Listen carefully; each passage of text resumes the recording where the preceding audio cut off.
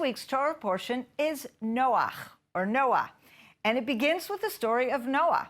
Now, I'm sure you all remember that story, the great flood and Noah having to build this ark. Let's take a look at what some of this can mean for us today. Okay, Noah lives in a very crazy world, a world that seems to have been turned upside down.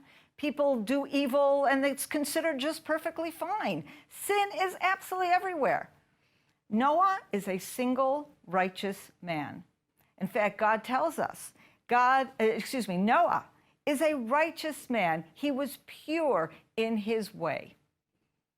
God selects Noah, sets him aside from the rest of the humanity of that time, and he decides to bring complete and total destruction to the earth and save Noah.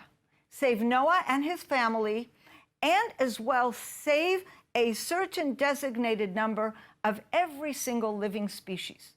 God doesn't want to recreate the world again, but he wants to start over, reset in a way, okay? So Noah builds this ark, and he takes all these people and puts them into the ark. What is the effect of all of that? In essence, God has commanded Noah to create a righteous microcosm of the world.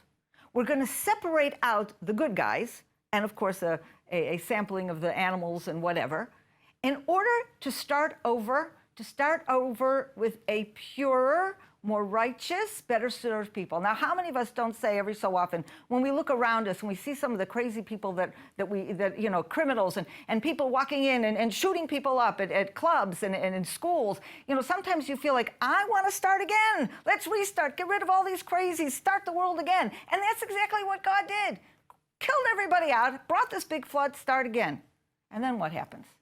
Basically, Noah has the choice now. He, his family, they come out of the ark, they can start all over, and they can all be righteous forever.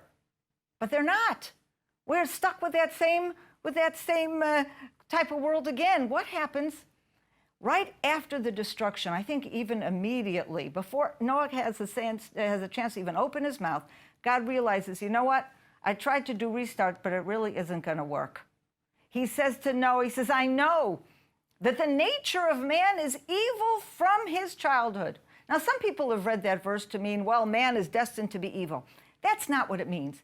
It means that from the beginning, God gives man the opportunity to choose. He has the ability to do evil. Of course, he also has the ability to do good. God made a choice, though. God made a choice, and that choice was to give us the choice. And he pledges to Noah and to all of us that he will never bring a destruction like this upon the world. He will never do a restart again. He gave us another chance now. He has Noah created his righteous microcosm, can start all over. What's the first thing that Noah does? He plants a vineyard. And what happens after the vines grow and he harvests the grapes? He makes wine, and then guess what? He gets drunk. And all kinds of nasty things happen as a result of his drunken stupor.